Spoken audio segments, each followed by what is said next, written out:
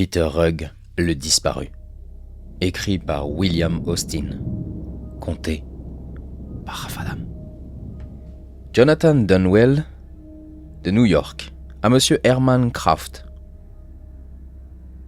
Monsieur, conformément à ma promesse, je vous envoie ci-joint tous les détails que j'ai pu recueillir concernant l'homme et l'enfant disparus, envers lesquels vous avez témoigné de l'intérêt. Vous vous rappelez peut-être que des affaires m'appelèrent à Boston pendant l'été de 1820. J'avais emprunté le paquebot jusqu'à Providence, et à mon arrivée, j'appris que toutes les places, dans la chaise de poste, avaient été retenues. Il me fallait donc attendre quelques heures un prochain départ ou accepter un siège à côté du cocher. Je m'installai donc à côté de l'homme qui me sembla intelligent et d'humeur communicative. Cependant, à peine avions-nous parcouru 10 milles, que les chevaux rejetèrent brusquement leurs oreilles en arrière, les aplatissant comme celles d'un lièvre. Le cocher me demanda alors si j'avais emporté un imperméable. « Non », répondis-je. « Pourquoi ?»« Vous en aurez bientôt besoin d'un. Regardez donc les oreilles des chevaux. » En effet, j'allais vous en demander la raison. Ils aperçoivent le faiseur d'orage, et nous ne tarderons pas non plus à le rencontrer. À ce moment, il n'y avait pas un seul nuage au ciel. Mais peu après, un point noir apparut sur la route. « Le voilà! Le faiseur d'orage !» me dit mon compagnon. « Il laisse toujours une brume derrière lui. Ah, j'ai les doigts d'avoir été si souvent trempé que je ne suis pas près de l'oublier. Le pauvre type n'a pas la vie gaie, et il est plus malheureux qu'on ne pourrait le croire. » Bientôt, un homme accompagné d'une petite fille passa à grande allure, au moins à 12 milles à l'heure, dans un cabriolet, jadis de luxe, mais usé maintenant par les intempéries et traîné par un grand cheval noir. Il tirait sur les rênes de son cheval comme s'il prévoyait que la bête allait s'emballer. Il paraissait las, déprimé, et regarda avec inquiétude les voyageurs, particulièrement le cocher et moi-même. À peine nous eut-il dépassés que les chevaux redressèrent leurs oreilles, qui se rejoignirent presque au-dessus de leur tête. « Quel est cet homme ?» demandai-je. « Il semble bien inquiet. »« Oh, nul ne le connaît. Mais son enfant et lui me sont familiers. Je l'ai rencontré plus de 100 fois et il m'a si souvent demandé le chemin de Boston, même lorsqu'il en venait directement, qu'à la fin j'ai refusé de lui répondre. C'est pourquoi il m'a regardé de cette façon. Mais ne s'arrête-t-il jamais en route ? Jamais, si ce n'est pour demander le chemin de Boston. À quelques endroits qu'il se trouve, il vous répondra toujours qu'il ne peut s'arrêter, car il doit arriver à Boston le soir même. Nous montions alors une haute colline à Walpole, et comme nous avions une belle vue du ciel particulièrement serein, j'avais envie de rappeler au cocher en manière de plaisanterie l'histoire de l'imperméable. Aucun nuage ne se dessinait à l'horizon. « Vous regardez du côté d'où cet homme est venu, » me dit-il. « C'est bien par là en effet qu'il faut observer. Jamais l'orage ne vient à sa rencontre, il le suit. » Nous approchâmes bientôt d'une autre colline. Lorsque nous arrivâmes au sommet, le cocher me désigna à l'est un petit point noir, gros comme une bille. « Voici la graine d'orage. Nous pourrons peut-être arriver à Paulet avant qu'il éclate. Mais l'homme et son enfant voyageront jusqu'à Providence sous la pluie, le tonnerre et les éclairs. » Soudain, les chevaux, comme poussés par l'instinct, redoublèrent d'allure. Le petit nuage noir passa au-dessus de la route nationale, grossit, enfla, s'étendit dans toutes les directions. Cet étrange nuage attira l'attention de tous les voyageurs, car après avoir atteint un volume considérable, il diminua, mais devint plus compact, plus dense. Les éclairs successifs le transformèrent en une sorte de réseau irrégulier, et lui firent prendre 1000 formes fantastiques. Le cocher me fit remarquer un détail singulier. Il prétendait que chaque éclair, près du centre, lui permettait d'apercevoir distinctement la silhouette d'un homme assis dans un cabriolet traîné par un cheval noir. Mais en vérité, je ne vis rien de semblable. L'imagination de l'homme était certainement en défaut. Il arrive souvent que la pensée agisse à la place des sens, à la fois dans le monde visible et invisible. L'orage lointain menaçait d'éclater. À peine étions-nous arrivés à la taverne de Paulet que la pluie se mit à tomber à torrents. Mais cela ne dura pas, car le nuage prit la direction de la route nationale qui conduisait à Providence. Quelques instants après, un voyageur d'aspect respectable s'arrêta en voiture devant la porte. L'homme et l'enfant du cabriolet, ayant excité quelques sympathies parmi nous, Nous demandâmes au nouvel arrivant s'il les avait rencontrés. Il répondit affirmativement. L'homme semblait s'être égaré et lui avait demandé la direction de Boston. Il conduisait à grande allure, comme s'il avait espéré gagner de vitesse l'orage, mais un coup de foudre avait éclaté juste au-dessus de sa tête, semblant l'envelopper avec son enfant, son cheval et sa voiture. « Je m'arrêtais, » dit le voyageur, pensant que la foudre l'avait atteint. Cependant, le cheval ne fit que redoubler d'allure, et autant que je pus en juger, allait aussi vite que l'orage. Pendant que le voyageur parlait, un colporteur conduisant un camion de ferblanterie arriva, tout dégoûtant de pluie. Et comme nous l'interrogions, il nous répondit qu'il avait rencontré l'homme au cabriolet dans 4 différents états, en 15 jours, que celui-ci lui avait demandé le chemin de Boston, et que chaque fois, un orage épouvantable avait inondé son camion, emportant ses marchandises de fer-blanc, si bien qu'il avait décidé de les faire assurer à l'avenir. Mais ce qui l'étonnait le plus, c'était l'étrange attitude de son cheval, qui, bien avant que l'homme au cabriolet apparût à l'horizon, s'arrêtait au milieu de la route et rejetait ses oreilles en arrière. « Bref, j'espère bien ne plus jamais revoir cet homme et son cheval, » dit le colporteur. « Ils n'ont pas l'air d'être de ce monde. » C'est tout ce que j'appris alors, et j'eusse certes oublié, comme un rêve, ces étranges incidents si, me trouvant dernièrement sur le seuil de l'hôtel Bennett à Hartford, je n'avais entendu quelqu'un s'écrier « Tiens, voilà Peter Rugg et son enfant ! Il est las, tout ruisselant de pluie, et plus loin de Boston que jamais. » Je reconnus alors l'individu même que j'avais rencontré plus de 3 ans auparavant. Car on n'oublie pas Peter Rugg. Ne l'eût-on vu qu'une fois. « Peter Rugg ?» dis-je. « Mais qui est Peter Rugg ?»« Ah, ça, personne ne le sait exactement, » répondit l'étranger. « C'est un fameux voyageur, tenu en piètre estime par les aubergistes, car jamais il ne s'arrête pour manger, boire ou dormir. Je me demande pourquoi le gouvernement ne l'emploie pas pour assurer la poste. »« Oh, je ne lui conseillerais pas, » reprit un voyageur. « Car combien de temps mettrait une lettre pour arriver à Boston ? Il y a plus de 20 ans, à ma connaissance, que Peter Rugg cherche cette ville. »« Mais, dis-je, ne s'arrête-t-il jamais en chemin ? Ne parle-t-il jamais à quelqu'un ? J'ai déjà vu cet homme, il y a plus de 3 ans, près de Providence, et l'on m'a raconté une singulière histoire à son sujet. Je vous en prie, monsieur, donnez-moi quelques détails sur lui. »« Monsieur, » répondit l'étranger, « ceux qui en savent le plus en disent le moins. J'ai entendu dire que le ciel marque parfois un homme en signe de châtiment. Quelle est la condamnation de Peter Rugg ? Je ne sais. Aussi je serais plutôt enclin à le plaindre qu'à le juger. »« Vous parlez comme un honnête homme, dis-je. Et puisque vous le connaissez depuis si longtemps, vous me donnerez bien encore quelques renseignements. A-t-il beaucoup changé ? » ?»« Oui, certes. On ne le voit jamais manger, boire ou dormir. Et son enfant paraît plus âgé que lui. Il semble exclu du temps et désireux de trouver quelques lieux de repos. »« Et son cheval, dis-je. »« Oh, quant à son cheval, il est plus gras et plus en forme que jamais, plus fringant, certes, qu'il y a 20 ans. La dernière fois que Rugg m'a interpellé, ce fut pour me demander à quelle distance se trouvait Boston. Je lui ai répondu, juste à 100 000. « Pourquoi me tromper ainsi ? » m'a-t-il dit. « C'est mal de se moquer d'un voyageur. Je me suis perdu, je vous en prie.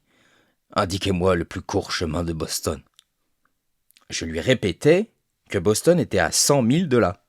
« Comment pouvez-vous me dire ça ? » reprit-il. « On m'a assuré hier soir que je n'en étais éloigné que de 50, et j'ai voyagé toute la nuit. »« Mais vous venez maintenant de Boston. Il vous faut revenir en arrière. »« Ah, hélas, il me faut toujours revenir en arrière. Boston change avec le vent et tourne avec la boussole. L'un me dit que c'est à l'est, l'autre que c'est à l'ouest, et les maîtres de poste m'indiquent tous la mauvaise direction. »« Mais arrêtez-vous et reposez-vous, repris-je.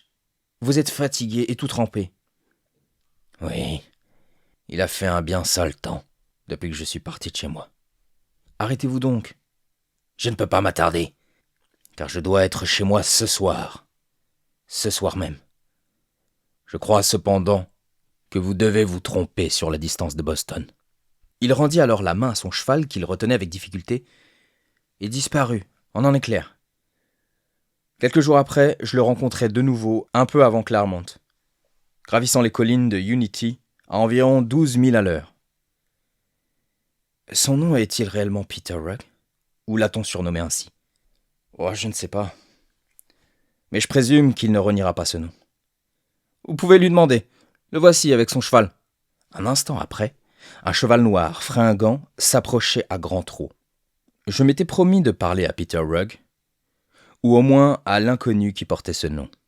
Je m'avançai donc au milieu de la rue, faisant un geste pour l'arrêter. L'homme tira sur les rênes. « Monsieur, dis-je, puis-je vous demander si vous êtes bien Monsieur Rugg? Car je crois vous avoir déjà rencontré. » « Je m'appelle, en effet, Peter Rugg. Je me suis égaré par malchance. Je suis tout trempé et bien fatigué. Mais voudriez-vous avoir l'amabilité de m'indiquer la direction de Boston? » « Vous habitez donc Boston? Et dans quelle rue? »« Middle Street. » »« Quand avez-vous quitté Boston? » Je ne peux le dire exactement. Mais il me semble qu'il y a très longtemps. Mais comment êtes-vous tous deux si trempés? Il n'a pas plu aujourd'hui. Il est tombé une grosse pluie là-bas, en amont du fleuve. Mais je n'arriverai pas à Boston ce soir si je m'attarde. Me conseillez-vous de prendre l'ancienne route ou la nouvelle, celle du péage? Il y a 117 milles par l'ancienne route et 97 par l'autre. Vous vous moquez de moi. On ne doit pas tromper un voyageur. Vous savez très bien qu'il n'y a que 40 milles de Newburyport à Boston. Nous ne sommes pas ici à Newburyport, mais à Hartford. Voyons, monsieur, n'est-ce donc pas ici Newburyport? Et le fleuve que j'ai suivi, le Merrimack? Non, monsieur. Vous êtes à Hartford, et ce fleuve est le Connecticut. Il se tordit les mains et parut incrédule. Les fleuves ont donc changé leur cours, comme les villes ont changé de place. Mais voyez, les nuages s'amoncellent au sud et il va pleuvoir cette nuit. Il refusa de rester plus longtemps. Son cheval impatient bondit, ses flancs se soulevant comme des ailes. Il semblait vouloir tout dévorer devant lui.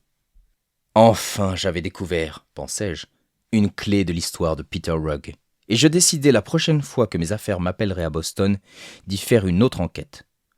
Peu après, les détails suivants me furent fournis par Madame Croft, une vieille dame qui vivait à Boston dans Middle Street depuis les 20 dernières années. Voici le récit qu'elle me fit. L'été dernier, juste à la tombée du jour, quelqu'un s'arrêta à la porte de la défunte Madame Rugg. Madame Croft, s'avançant à la porte, aperçut alors un homme et une petite fille dans un cabriolet usé par les intempéries et traîné par un cheval noir. L'étranger demanda Madame Rugg. On lui répondit que celle-ci était morte à un âge très avancé, il y a plus de 20 ans. L'étranger s'écria « Comment pouvez-vous me tromper ainsi? Demandez à Madame Rugg de venir, à la porte. »« Je vous affirme, monsieur, que Madame Rugg n'habite plus ici depuis 20 ans. Personne d'autre que moi n'occupe cette maison et je m'appelle Betsy Croft. » L'homme regarda dans la rue de droite à gauche et déclara « Bien que la peinture soit défraîchie, c'est bien ici ma maison. »« Oui, » répondit l'enfant.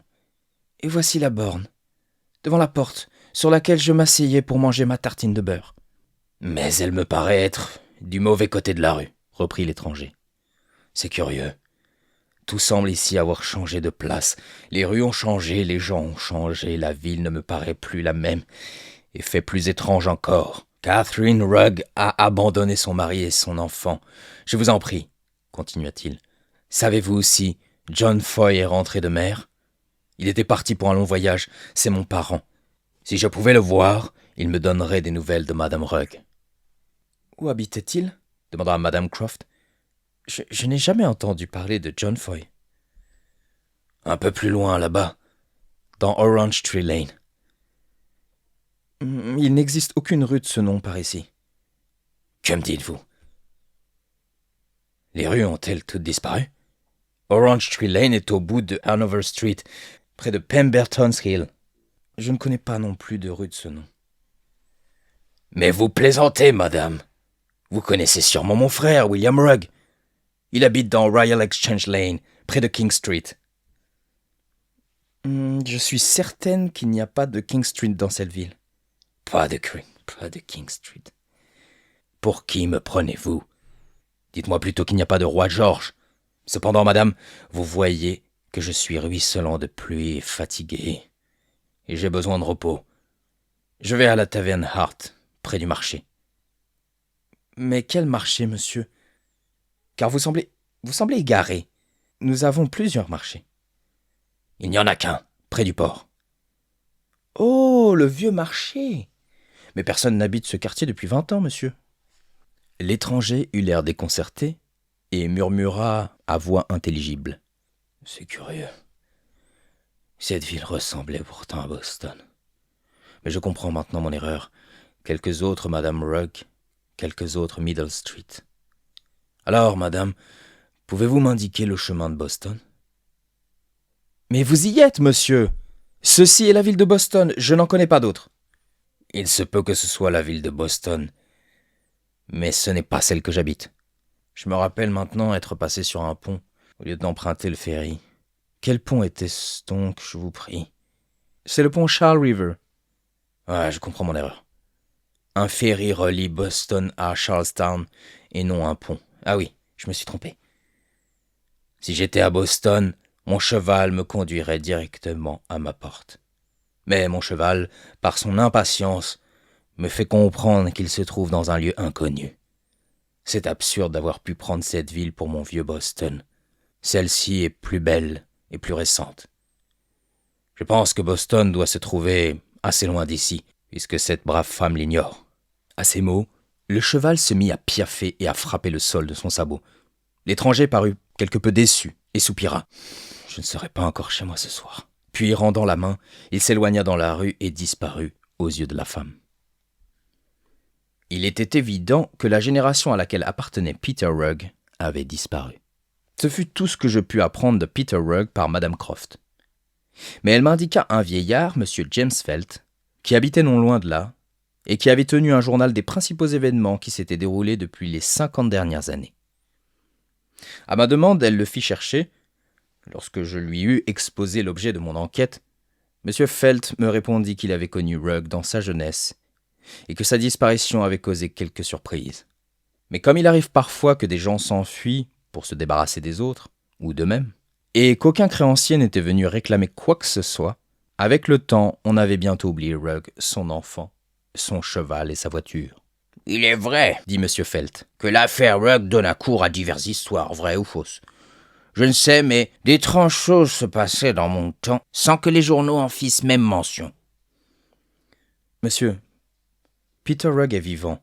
Je l'ai vu dernièrement avec son enfant, son cheval et son cabriolet. Aussi, je vous serais reconnaissant de me raconter tout ce que vous savez et tout ce que vous avez entendu dire de lui. »« Eh bien, mon ami, que Peter Rugg soit encore vivant, je ne le nie pas. Mais que vous l'ayez vu avec son enfant est impossible. Car Jenny Rugg, si elle vit, doit avoir au moins, attendez, 1770, le massacre de Boston. Jenny Rugg avait alors environ 10 ans, eh bien monsieur, elle doit avoir dépassé la soixantaine. Que Peter Rugg soit encore vivant est fort possible, car il n'avait que 10 ans de plus que moi. Je n'ai eu que 80 ans en mars dernier. Et je vivrai bien, je pense, 20 ans de plus que les autres. » Je compris alors que M. Felt était tombé en enfance, et je désespérais de tirer de lui quelques renseignements valables. Je pris congé de Madame Croft, et je m'installai à l'hôtel Marlborough. Si Peter Rugg voyage depuis le massacre de Boston, pensai-je, il n'y a aucune raison pour qu'il ne continue pas jusqu'à la fin des temps. Si ceux de cette génération savent peu de choses de lui, la prochaine en saura encore moins. Et Peter et son enfant n'auront plus aucune attache en ce monde. Au cours de la soirée, je racontais mon aventure de Middle Street.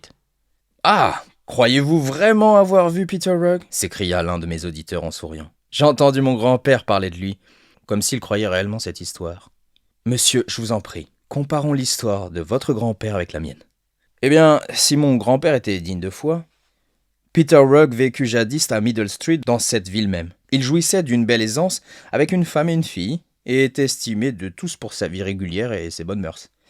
Mais malheureusement, par moments, il avait des crises de colère et jurait effroyablement. Pendant ses accès, si une porte l'empêchait de passer, il la démolissait d'un coup de pied. Vous voyez. Parfois, il faisait la roue, ses talons par-dessus la tête, en lançant des jurons. Dans une crise, il fut le premier à exécuter le saut périlleux accomplissant ce que d'autres depuis ont fait pour gagner de l'argent. Un jour, on vit Rugg rompre d'un coup de dent un clou de 10 sous. À cette époque, tous les hommes et les petits garçons portaient perruques. Et Peter, en sa fureur, perdait à tel point le sens commun que sa perruque se dressait sur sa tête.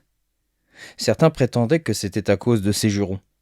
D'autres, proposant une explication plus rationnelle, déclaraient que son crâne augmentait de volume sous l'effet de la colère, qui, dit-on, dilate les artères. Quand il était en proie à ces crises, Rugg ne craignait ni Dieu ni diable. En dehors de ses troubles passagers, Rugg, aux yeux de tous, passait pour un brave homme, car lorsque ses crises de colère étaient dissipées, personne ne se montrait plus calme que lui. Un matin, à la fin de l'automne, Rugg partit pour Concord avec sa petite fille à côté de lui dans son cabriolet, conduit par un grand et beau cheval noir. Sur le chemin du retour, un violent orage le surprit. À la nuit, il s'arrêta à Menotomy, maintenant West Cambridge, à la porte d'un de ses amis, M. Cutter, qui le pria instamment de passer la nuit chez lui. Commu, Rugg refusait son invitation. M. Cutter insista. « Voyons, monsieur Rugg, voyagez par cet orage. La nuit est extrêmement sombre, votre petite fille va périr. Vous êtes dans un cabriolet découvert et l'orage redouble. » « Qu'il redouble !» s'écria Rugg avec un affreux juron. « Je serai chez moi ce soir, en dépit de cet orage, ou que je ne retrouve plus jamais mon foyer. » Sur ces mots, il donna un coup de fouet à son cheval fringant et disparut comme l'éclair. Peter Rugg ne revint chez lui ni ce soir-là, ni le suivant. Et quand il fut porté disparu, nul ne trouva sa trace, au-delà de Menotomy. Longtemps, par chaque nuit sombre et orageuse, la femme de Peter Rugg crut entendre le claquement d'un fouet, le trot rapide d'un cheval et le bruit d'une voiture passant devant sa porte. Des voisins aussi entendirent les mêmes bruits et certains prétendirent que c'était le cheval de Rugg, dont ils reconnaissaient le trot. Ce fait se produisit si souvent qu'à la fin certains guettèrent et virent le vrai Peter Rugg avec sa petite fille, son cheval et son cabriolet, la tête tournée vers sa maison, essayant vainement d'arrêter son cheval devant sa porte. Le lendemain, les amis de Madame Rugg s'efforcèrent de retrouver son mari et son enfant. Ils explorèrent toutes les tavernes et les écuries de la ville. Mais Rugg ne s'était arrêté nulle part dans Boston. Personne ne l'avait revu. Bien que certains affirmassent que le trot du cheval et que les roues de la voiture sur le pavé avaient ébranlé les maisons des deux côtés de la rue. Ce qui n'eût pas été impossible, car à cette époque, un lourd chariot ébranlait les maisons comme un tremblement de terre. Cependant, les voisins de Rugg ne guettèrent plus par la suite. Certains crurent qu'ils avaient eu une vision et n'y pensèrent plus. D'autres hochèrent la tête et ne soufflèrent mot. Ainsi, Rugg, son enfant, son cheval et son cabriolet furent-ils bientôt oubliés. Le bruit courut cependant que Rugg avait été aperçu par la suite dans le Connecticut, entre Suffield et Hartford, galopant dans la campagne. Cela permit aux amis de Rugg de recommencer une enquête. Mais plus ils cherchaient, moins ils trouvaient. Si on leur signalait Rugg un jour dans le Connecticut, le lendemain, ils apprenaient qu'il avait été vu gravissant les collines de New Hampshire. Et peu après, un homme dans un cabriolet accompagné d'une petite fille, répondant exactement au signalement de Peter Rugg et qui demandait le chemin de Boston, avait été rencontré dans Rhode Island.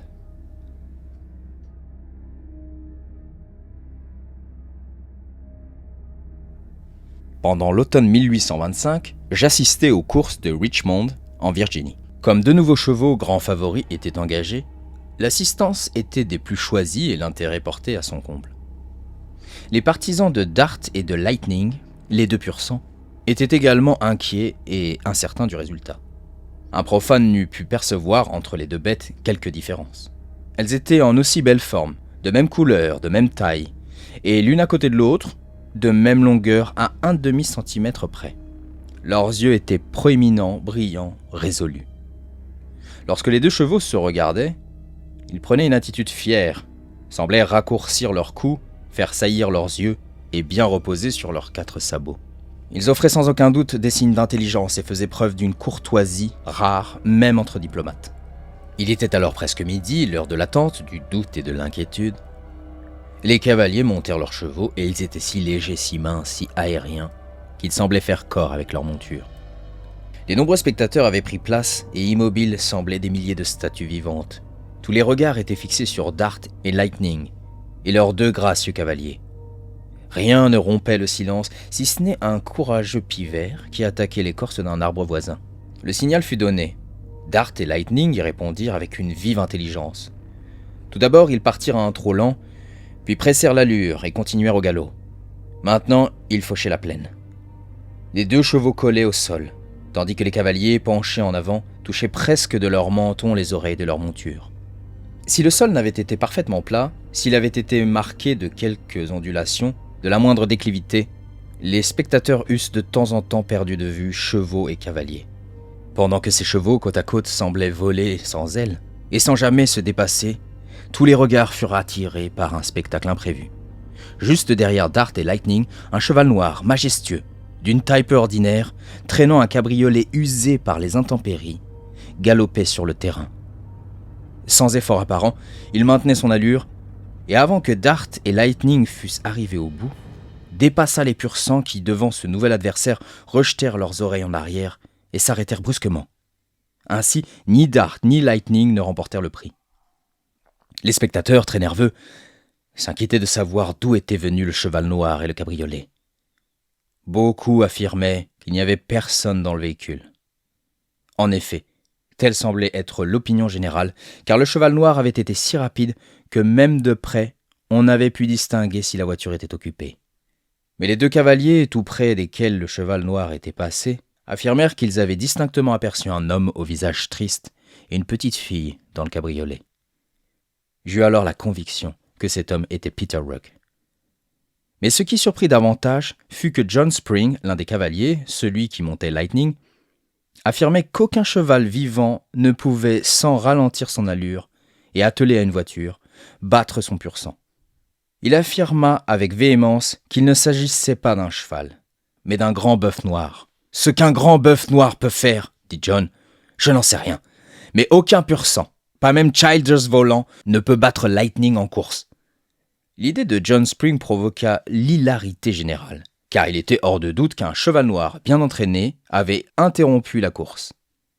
Mais John Spring, jaloux de la réputation de Lightning, tenait à affirmer que toute autre bête, même un bœuf, avait remporté la victoire. Cependant, on cessa bientôt de se moquer de John Spring, car dès que Dart et Lightning eurent repris leur souffle, tous 2 se dirigèrent librement sur le terrain, et baissant leur tête vers le sol, la relevèrent brusquement en se mettant à hennir. Ils répétèrent plusieurs fois ce mouvement, jusqu'à ce que John Spring déclara « Ces chevaux ont découvert quelque chose d'étrange. Ils dénoncent une trahison.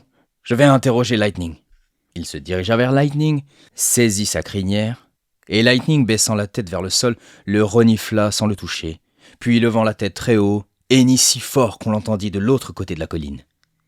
Dart fit de même. John Spring se pencha pour examiner l'endroit que Lightning avait reniflé. Mais il se releva brusquement, le visage bouleversé. Ses forces l'abandonnèrent et il dut s'appuyer contre Lightning. Enfin, John Spring surmonta ce malaise et s'écria « C'était un bœuf! Je vous l'avais dit! Aucun cheval ne peut battre Lightning. » Après un examen attentif des traces laissées par le cheval noir, il apparut nettement que les sabots de celui-ci étaient fourchus. Malgré ces preuves, je persistais à croire que l'animal était bien un cheval. Toutefois, lorsque la foule quitta le terrain, je présume qu'une bonne moitié des spectateurs avaient juré qu'un grand bœuf noir avait battu les 2 plus rapides pur-sang qui eussent jamais couru sur un hippodrome de Virginie. Ainsi, les faits, dits historiques, sont bien peu fondés. Comme je rentrais chez moi, méditant sur les événements de la journée, un étranger m'accosta en ces termes. « Excusez-moi, vous n'êtes pas Monsieur Donwell ?»« En effet, répondis-je. Ne vous ai-je pas rencontré il y a 1 ou 2 ans à Boston, à Marlborough Hotel ? » ?»« Cela se peut, monsieur, car j'y étais. »« Et vous écoutiez une histoire à propos de Peter Rugg ? » ?»« Oui, je m'en souviens parfaitement. Ce qu'on vous avait raconté à Boston devait être vrai, car Rugg était aujourd'hui ici même.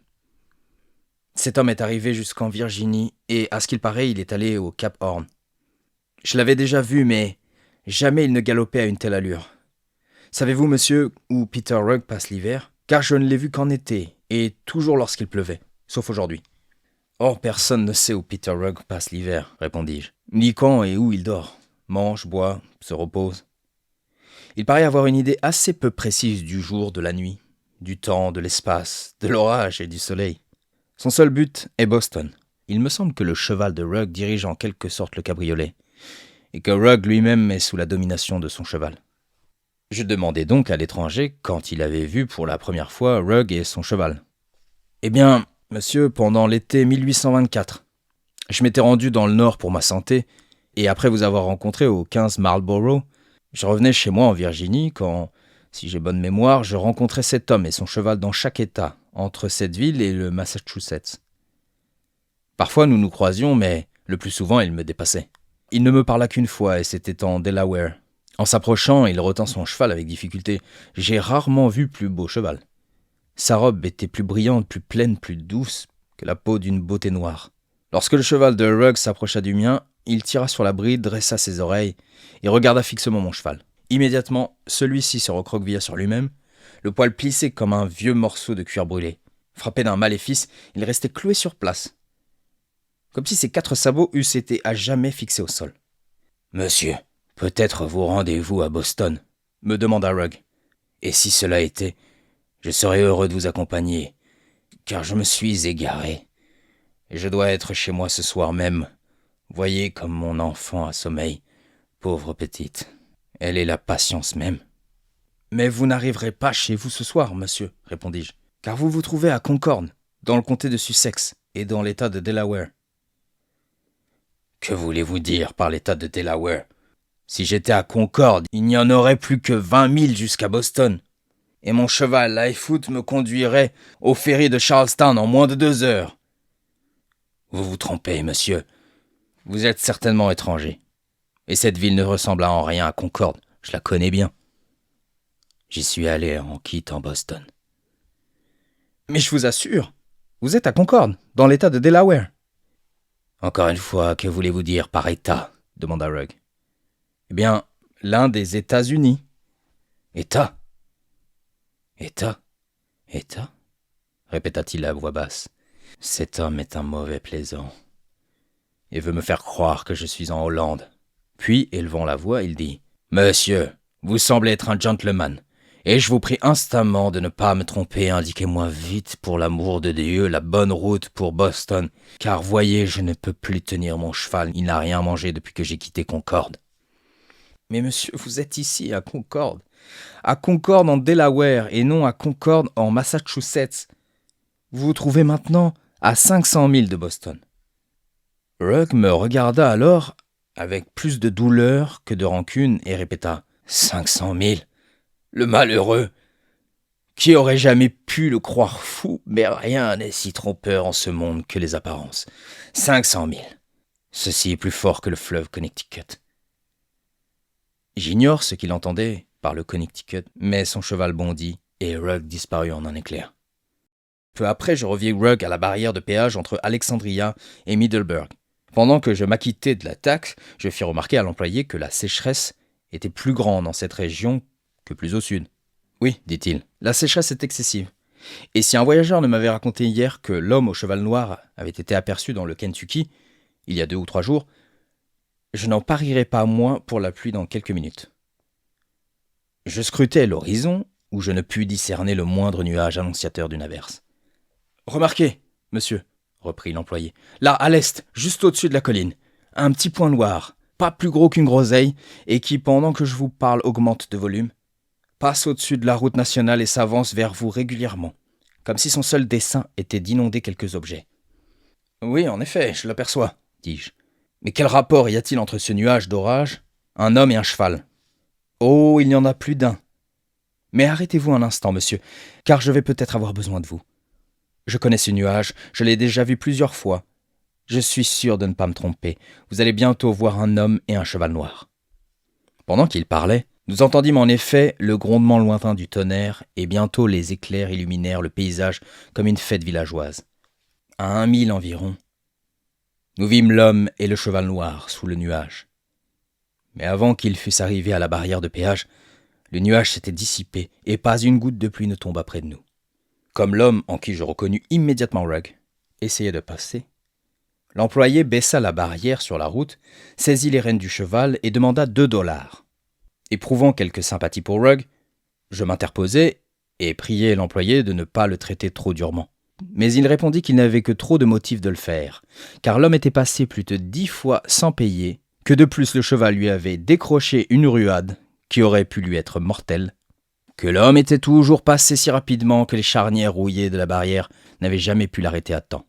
« Mais maintenant je le tiens !» ajouta-t-il. Rugg me regarda attentivement et me dit « Je vous prie, monsieur, ne me retardez pas. J'ai enfin trouvé la route directe de Boston, et je n'arriverai pas chez moi ce soir si vous me retenez. Vous voyez, je suis tout trempé, et je voudrais changer de vêtements. » L'employé lui demanda pourquoi il était passé tant de fois sans payer. « Une taxe !» s'écria Rugg. « Exigez-vous une taxe ? Il n'y a rien à payer sur la grande route du roi. » « La route du roi ? Mais ne voyez-vous pas cette barrière de péage ? Il n'y en a pas dans le Massachusetts. » « Peut-être, mais nous en avons plusieurs en Virginie. »« En Virginie ? Est-ce à dire que je suis en Virginie ? » Rugg, se tournant alors vers moi, me demanda à quelle distance se trouvait Boston. « Monsieur Rugg, lui dis-je, je vois que vous êtes dans l'embarras, et je suis désolé de vous savoir si loin de chez vous. Vous êtes en effet en Virginie. Vous me connaissez donc, monsieur, et vous me dites que je suis en Virginie. Permettez-moi donc de vous déclarer que vous êtes l'homme le plus impudent du monde, car je ne me suis jamais trouvé à 40 milles de Boston, et je n'ai jamais vu un Virginien de ma vie. Ceci est plus fort que Delaware. Votre taxe, monsieur, votre taxe. Je ne vous donnerai pas un sou. Vous êtes tous deux des voleurs de grand chemin. Il n'y a pas de péage dans ce pays. Exigez des taxes sur la grande route du roi. Des voleurs qui rançonnent les voyageurs sur la route du roi. Puis, baissant la voix, il ajouta « De toute évidence, il y a une conspiration contre moi. Hélas, je n'arriverai jamais à Boston. Les grandes routes ne me laissent pas passer, les fleuves changent leur cours, et la boussole me trompe. » Mais le cheval de Rugg n'avait pas l'intention de s'arrêter plus d'une minute, car au milieu de cette discussion, comme ses naseaux étaient appuyés sur la planche supérieure de la barrière, il la saisit avec ses dents, la soulevant délicatement de ses gonds, et disparut en l'emportant. L'employé, confondu, regardait sa barrière disparaître. « Laissez-le, dis-je.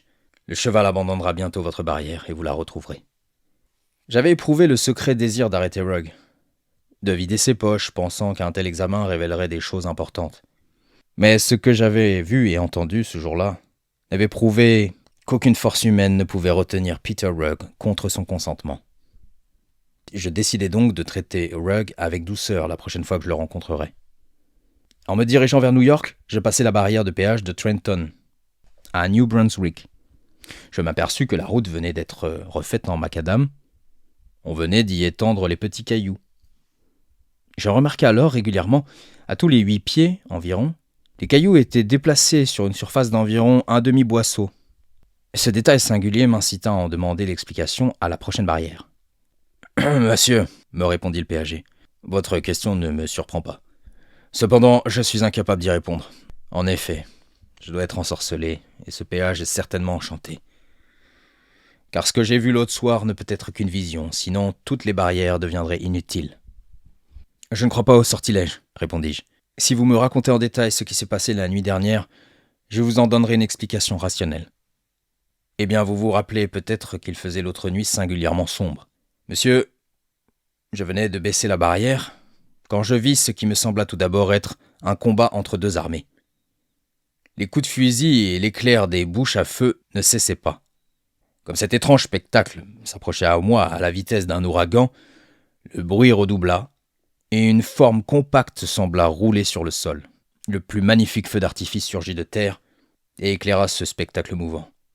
Toutes les teintes de l'arc-en-ciel, les plus brillantes couleurs que le soleil déploie au printemps, unies à la gamme des pierres précieuses, ne pourraient fournir un spectacle plus magnifique, plus éclatant que celui qui entourait le cheval noir.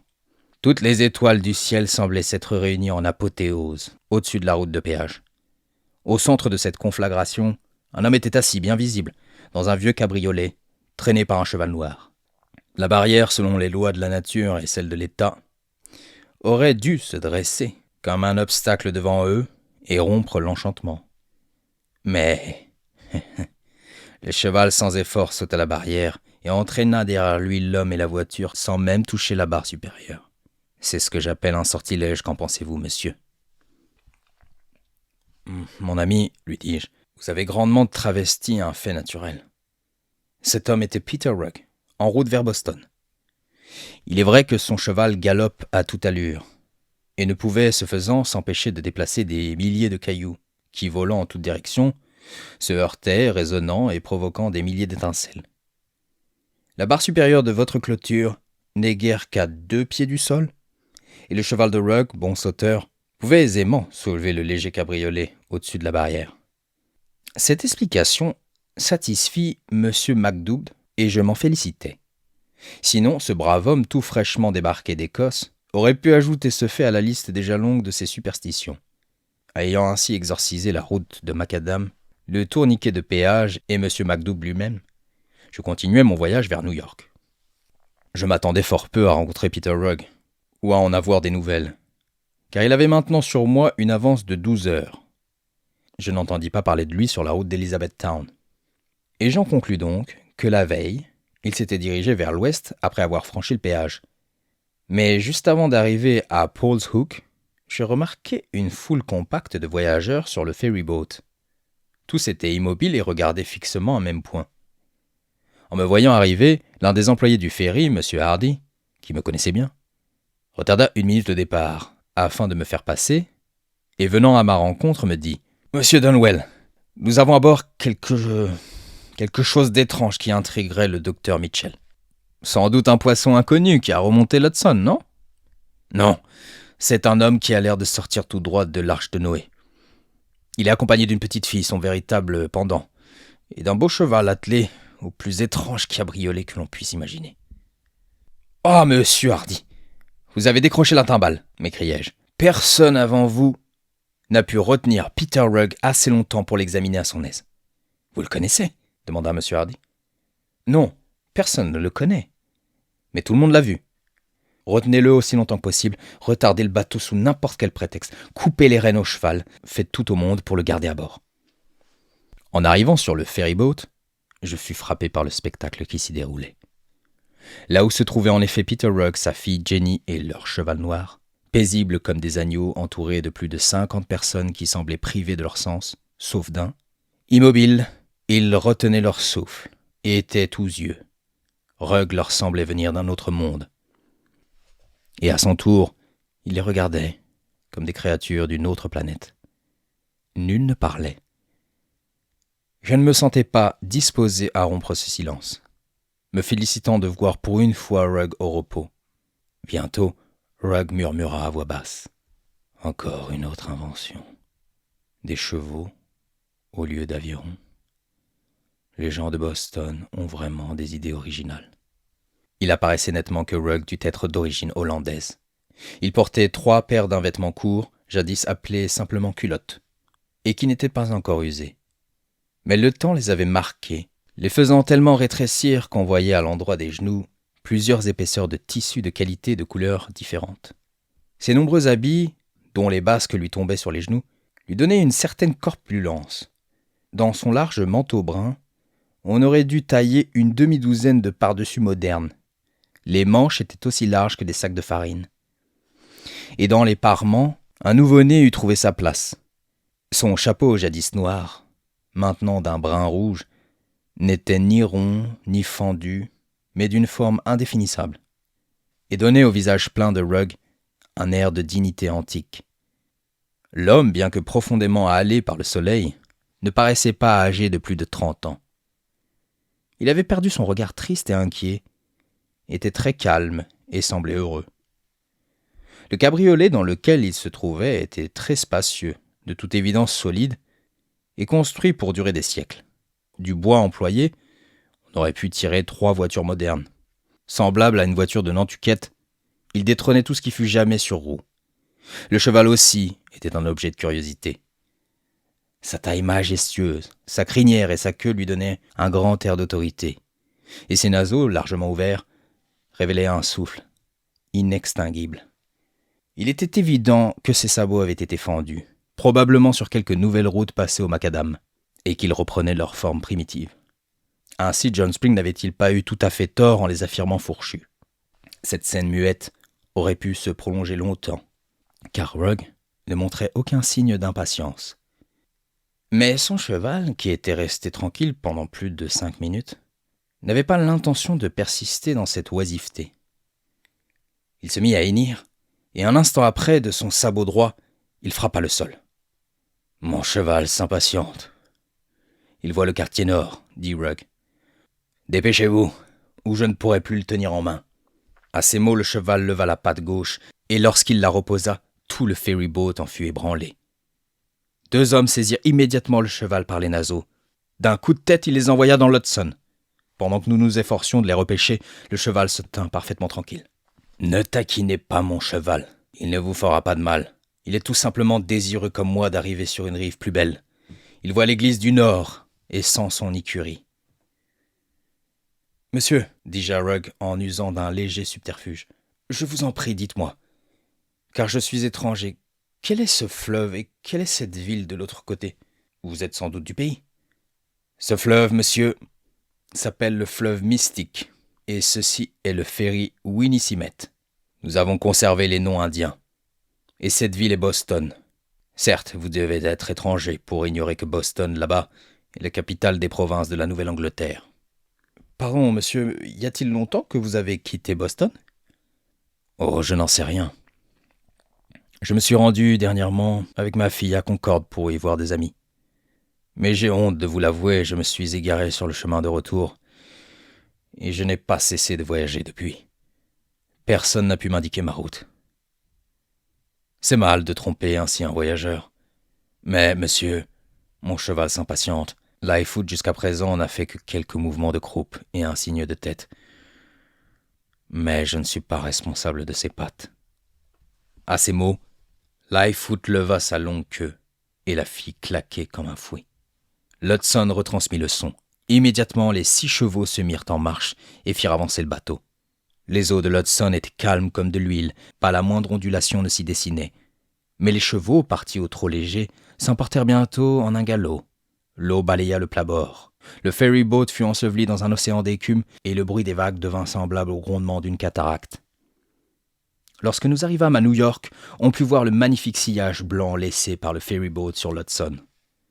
Bien que Rugg eût refusé de payer la taxe légale à la barrière du péage, cette fois, lorsqu'on lui réclama le prix du passage, il mit tout de suite la main dans l'une de ses innombrables poches et en retira une pièce d'argent qu'il tendit à l'employé. « Qu'est-ce que ceci ?» demanda M. Hardy. « 30 shillings, répondit Rugg. « C'était peut-être 30 shillings autrefois, vieux singe, mais cela ne vaut rien aujourd'hui. Ma pièce est en bon argent anglais. Mon grand-père en a rapporté un sac d'Angleterre, toute fraîchement frappée. » À ces mots, je m'approchai de Rugg et lui demandai la permission d'examiner la pièce. C'était une demi-couronne, frappée par le Parlement anglais, datée de l'an 1649. D'un côté, État d'Angleterre, avec la croix de Saint-Georges entourée d'une couronne de laurier. De l'autre, Dieu est avec nous, avec la harpe et la croix de Saint-Georges réunies. Clignant de l'œil vers M. Hardy, je déclarai que la pièce était bonne, et je dis à haute voix, « Je ne permettrai pas qu'on abuse de ce gentleman, et je vais moi-même lui donner la monnaie. » À quoi Rugg rétorqua, « Je vous en prie, monsieur, quel est votre nom ?»« Je m'appelle Donwell. »« Monsieur Donwell, vous êtes le seul honnête homme que j'ai rencontré depuis que j'ai quitté Boston. Puisque vous êtes étranger, ma maison est la vôtre. Dame Rugg se fera le plaisir de recevoir l'ami de son mari. Prenez place dans ma voiture, monsieur. Nous y serons à l'aise. Pousse-toi un peu, Jenny, pour que monsieur puisse s'asseoir. Dans quelques minutes, nous serons à Middle Street. » Je m'assis donc à côté de Peter Rugg. « N'êtes-vous jamais venu à Boston ?» me demanda Rugg. « Non, dis-je. Eh bien, vous allez voir la reine de la Nouvelle-Angleterre, la seconde ville après Philadelphie, de toute l'Amérique du Nord. Vous oubliez New York ? Pfff, New York n'est rien, bien que je n'y sois jamais allé. Non, monsieur, New York, je vous l'assure, n'est pas grand-chose, et on ne peut pas plus le comparer à Boston qu'une chaumière à un palais. » Comme le cheval de Rugg tournait dans Pearl Street, je dévisageai Rugg autant que la bonne éducation le permet. Et je lui dis, « Monsieur, si ceci est Boston, je reconnais que New York n'est pas digne d'être l'un de ses faubourgs. » Avant que nous fussions engagés très loin dans Pearl Street, Rugg changea d'attitude. Il se mit à trembler nerveusement. Ses yeux sortirent presque de leurs orbites. Il était visiblement ébahi. « Que se passe-t-il, monsieur Rugg ? Vous paraissez troublé. »« Ceci dépasse toute compréhension humaine. Si vous savez, monsieur, où nous sommes, je vous en supplie de me le dire. »« Eh bien, si cet endroit n'est pas Boston, ce doit être New York. »« Non, monsieur, ce n'est pas Boston. Et ce ne peut être non plus New York.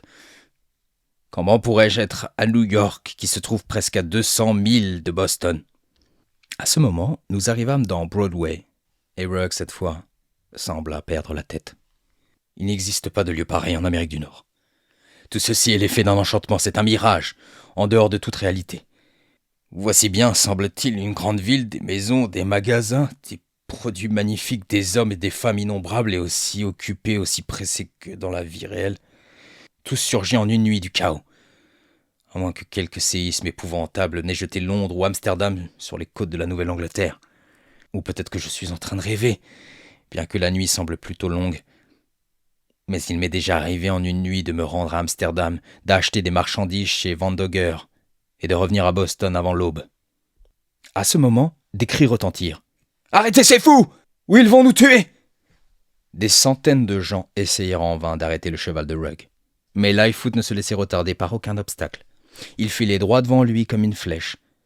De mon côté, redoutant de me trouver avant la nuit derrière les Alleghanies, je m'adressai à M. Rugg sur un ton de prière. Je le suppliai de revenir sur son cheval pour me permettre de sauter en bas de la voiture. « Mon ami, me dit-il, nous serons à Boston avant ce soir, et Dame Rugg sera entièrement heureuse de nous voir. »« Monsieur, veuillez m'excuser, mais regardez à l'ouest. Voyez ce nuage qui s'avance à toute vitesse, comme s'il était à notre poursuite. »« Ah, répondit Rugg, c'est en vain que nous essayerons de lui échapper. Je connais ces nuages. Il accumule de nouveau sa rage pour la déverser sur ma tête. » Puis, retournant son cheval, il me permit de descendre et me dit « Adieu, monsieur Donwell. Je serai heureux de vous voir à Boston. J'habite Middle Street. » On ignore dans quelle direction se dirigea M. Rugg lorsqu'il eut disparu dans Broadway. Mais ce que l'on sait bien, c'est que 2 mois après son passage à New York, il arriva enfin à Boston. La propriété de Peter Rugg était récemment revenue à l'État de Massachusetts par défaut d'héritier. Le Conseil général avait donné l'ordre d'annoncer la vente du domaine aux enchères publiques. Comme je me trouvais à Boston à ce moment-là, et que j'avais pris connaissance de l'affiche annonçant un grand lot de terrain à vendre, j'éprouvais une sorte de curiosité à voir le lieu où Rugg avait jadis vécu. Le prospectus en main, je me dirigeais un peu au hasard dans Middle Street, et sans demander de renseignements, je m'arrêtai devant un endroit où je me dis « Ceci est le domaine de Rugg. Je n'irai pas plus loin, ça doit être là. » Ce lieu, en effet, semblait répondre à quelques tristes prophéties. La façade donnait sur Middle Street, mais le terrain s'étendait jusque derrière Ann Street, comprenant environ un demi-acre de terre. Rien de plus naturel jadis que de posséder un aussi grand terrain autour de sa maison. Car une acre, à ce moment-là, dans beaucoup de quartiers de Boston, ne valait pas plus qu'un pied de terre aujourd'hui. L'ancienne demeure avait sauté après avoir servi de dépôt de poudre. Un autre bâtiment inhabité se dressait d'un air menaçant, fier de son délabrement. La rue avait été tellement surélevée que la chambre à coucher était descendue jusqu'à la cuisine et se trouvait de niveau avec la chaussée. La maison semblait consciente de son destin, et comme lasse de rester là, la face s'écartait brutalement de l'arrière-cour et attendait le prochain vent du sud pour plonger dans la rue. Les animaux les plus rusés, cherchant un lieu de refuge, auraient pu s'y donner rendez-vous.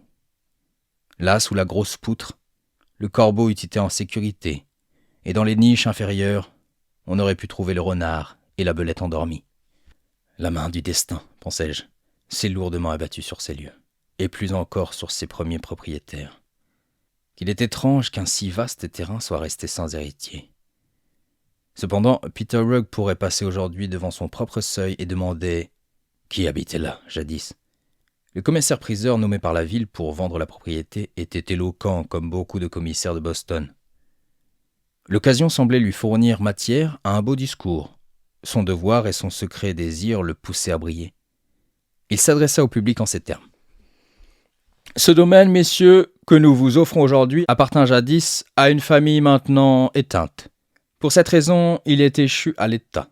Si l'un de vous redoutait d'acquérir une si vaste propriété, craignant que par la suite on vienne lui en disputer le droit de possession, je suis autorisé par le Conseil général à vous assurer que l'acquéreur recevra la meilleure de toutes les garanties.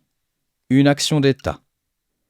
Je tiens à souligner ceci, messieurs, parce que je sais qu'il court dans ces parages une vague rumeur, tendant à faire croire qu'un nommé Peter Rugg, premier propriétaire du domaine, serait encore en vie. Cette rumeur, messieurs, ne repose sur rien et ne mérite pas d'être retenue. Elle a pris naissance il y a environ 2 ans, d'après le récit incroyable d'un Jonathan Dunwell de New York, Madame Croft, dont je vois ici le mari, et qui meurt d'envie d'acquérir ce domaine, a propagé ses sornettes. Mais, messieurs, est-il humainement possible qu'une propriété, et spécialement une propriété de cette valeur, reste sans possesseur pendant presque un demi-siècle, si un héritier, même éloigné, était encore en vie? Car, messieurs, tout le monde est d'accord pour affirmer que si le vieux Peter Rugg était encore en vie, il serait aujourd'hui âgé au moins de 100 ans. On sait que lui et sa fille, avec leur cheval et leur voiture, furent portés disparus il y a plus d'un demi-siècle. Et parce qu'ils ne sont jamais revenus, en vérité, ils seraient encore vivants et un jour viendraient revendiquer leur droit de propriété sur cette vaste demeure. Messieurs, un tel raisonnement ne permet jamais de faire de bonnes opérations. Que cette sotte histoire ne vienne pas entraver le noble but de confier ces ruines au génie de l'architecte. Si de telles contingences pouvaient retarder l'esprit d'entreprise, il faudrait abandonner tout espoir de tenter la moindre transaction commerciale. Vos économies, au lieu de rafraîchir votre sommeil par des rêves d'or et par de nouvelles sources de spéculation, vos économies, dis-je, vous procureraient d'affreux cauchemars. L'argent, lorsqu'il n'est pas employé, ne fait que troubler le repos de l'homme. Regardez ce terrain magnifique devant vous. Voici une demi-acre, plus de 20 000 pieds. Un terrain d'angle permettant de nombreuses réalisations. Ce n'est pas une bicoque de 40 pieds sur 50, où pendant la canicule on ne peut respirer qu'à la cave. Au contraire, un architecte ne peut contempler ce terrain sans envie. Car il y a ici largement de quoi lui permettre de mettre au défi le temple de Salomon. Quelle séduction, comment y résister? À l'est, tout près de l'Atlantique, Neptune, chargé des plus rares trésors de la terre entière, peut frapper à votre porte avec son trident. À l'ouest, les produits du fleuve du paradis, le Connecticut, bientôt par les bienfaits de la vapeur, des voies ferrées et des canaux, passeront sous vos fenêtres, et ainsi sur ce lieu même, Neptune épousera Cérès, et Pomone de Roxbury et Flore de Cambridge danseront au mariage. Hommes de science, hommes de goût, et vous, les lettrés, car j'en aperçois beaucoup dans cette assistance, cette terre bénie est vôtre. Si le lieu où jadis le héros n'avait fait que laisser la trace de l'un de ses pas est aujourd'hui sacré, quel serait le prix du lieu de naissance de celui que le monde célèbre pour être né à Middle Street, juste en face de cette demeure, et dont la maison natale, si on ne la connaissait, serait revendiquée par plus de 7 villes. Pour vous, la valeur de ces prémices est doublement inestimable. Car avant peu, là, juste devant la maison qui s'élèvera ici, un monument sera l'émerveillement et la vénération du monde entier. Une colonne s'érigera jusqu'au ciel, et sur cette colonne sera gravé un seul mot qui ralliera tous les sages, les savants, les intellectuels, les hommes vertueux, prudents, bienveillants en principe, et en fait, le nom de celui qui, lorsqu'il était en vie, fut le protecteur des pauvres, la joie des familles et l'admiration des rois, et qui maintenant mort reste digne des 7 sages de la Grèce. Est-ce utile que je prononce son nom? Il arrête le tonnerre et dirige la foudre. Homme du quartier nord, dois-je faire appel à votre patriotisme pour relever la valeur de ce domaine? La terre entière n'offre pas de site plus célèbre. Là, au coin de la rue, vécut James Otis. Là, Samuel Adams. Là, Joseph Warren. Et à l'autre coin, Josiah Quincy. Là naquit l'indépendance. Ici, la liberté née, s'est développée et a atteint sa maturité. Là, l'homme fut une seconde fois créé. Là se trouve le berceau de l'indépendance américaine. Je suis trop modeste. Là commence l'émancipation du monde. 1000 générations, c'est-à-dire des millions d'hommes, traverseront l'Atlantique à seule fin de voir le quartier nord de Boston. Vos pères, que dis-je, vous-même, oui, À cette minute même, j'aperçois ici plusieurs amateurs qui déjà tendent la main pour protéger le berceau de l'indépendance. Âme de spéculation, vous qui êtes sourd à tout autre son qu'à celui de l'argent, vous me prêterez, je le sais, une oreille attentive lorsque je vous dirai que la ville de Boston aura besoin d'une partie de ce terrain pour élargir Ann Street. Mais écoutez-vous bien, je dis que la ville aura besoin d'une grande partie de ce terrain pour élargir Ann Street. Quelle chance inespérée! La ville ne confisque pas le bien d'un de ses concitoyens sans le dédommager. Si elle réquisitionne votre bien, elle se montrera généreuse au-delà des rêves du plus avare. Le seul danger que vous puissiez redouter, c'est de mourir étouffé sous le poids de vos richesses. Voyez la vieille dame qui est morte dernièrement d'une embolie, lorsque le maire lui a versé une indemnité pour un petit coin de sa cour. Toute la faculté a reconnu que le trésor que le maire, imprudemment, lui versa en dollars sonnants et trébuchants, tout chaud émis de la frappe, provoqua un coup de sang qui lui fut fatal. Donc que celui qui achètera ce domaine redoute sa bonne fortune et non Peter Rugg. Faites donc vos enchères en toute liberté, et que le nom de Rugg ne vienne pas ralentir vos ardeurs. Combien offrez-vous par pied de ce domaine ? Ainsi parla le commissaire-priseur en levant gracieusement son maillet d'ivoire. L'enchère passa de 50 à 75 cents par pied, en quelques minutes, puis de 75 à 90. Enfin, $1 fut offert. Le commissaire-priseur semblait satisfait et, regardant sa montre, déclara que le domaine serait adjugé à ce prix dans 5 minutes si aucune surenchère n'était faite. Il y eut un profond silence pendant un court laps de temps. Mais alors que le maillet était encore levé, on entendit un bruit sourd qui attira l'attention de tous. Comme le bruit semblait se rapprocher, quelqu'un s'écria « Ce sont les bâtiments du nouveau marché qui s'écroulent !» D'autres « Non, c'est un tremblement de terre, on sent le sol qui bouge !» Et d'autres encore « Du tout, le bruit vient de Hanover Street et arrive de notre côté !» Ce qui était vrai, car tout à coup, Peter Rugg fut parmi nous. « Hélas, Jenny, soupira Peter, je suis ruiné. Notre maison a été brûlée, et voici tous nos voisins autour des ruines. Le ciel a protégé votre mère, Dame Rugg, qui est sauve. »« Mais il ne ressemble pas à nos voisins, » répondit Jenny. « Il est évident que la maison a bien été brûlée, et qu'il n'en reste plus rien en dehors du perron et du vieux poteau de cèdre. Demandez donc où se trouve maman. » Entre-temps, plusieurs centaines de personnes avaient entouré Rugg, son cheval et son cabriolet. Mais ni Rugg personnellement, ni son cheval n'attiraient autant d'attention que le commissaire-priseur. Le regard pénétrant et confiant de Rugg était le meilleur témoignage qui soit, et personne ne mettait plus en doute que la propriété lui appartint. L'impression que l'éloquent commissaire venait de produire s'était effacée, et bien que ses derniers mots eussent été « Ne craignez pas, Peter Rugg !» Dès qu'il l'avait aperçu en chair et en os, le maillet lui était tombé des mains, et il s'était mis à trembler. Le cheval noir apportait lui aussi son témoignage. Il savait qu'il était arrivé au terme de son voyage, car il s'étira, jusqu'à grandir de moitié, posa sa tête sur le poteau de cèdre et hennit 3 fois, faisant trembler son harnais du mort à la croupière. Rugg, se dressant alors dans son cabriolet, demanda avec autorité « Qui a démoli ma maison en mon absence, car je ne vois aucun signe d'un sinistre. Je demande par quel accident fortuit ceci s'est produit. Et pourquoi cette foule est assemblée devant ma porte? Je croyais connaître tout le monde à Boston, mais vous me semblez être d'une autre génération. Cependant, quelques visages me sont familiers. Je veux même vous appeler par votre nom, bien qu'il me semble vous voir pour la première fois. Voilà, j'en suis certain, un Winslow. Et là, un Sargent. Voici un Sewall. Et près de lui, un Dudley. Mais aucun de vous ne m'adressera-t-il donc la parole? Ou tout cela n'est-il qu'un rêve?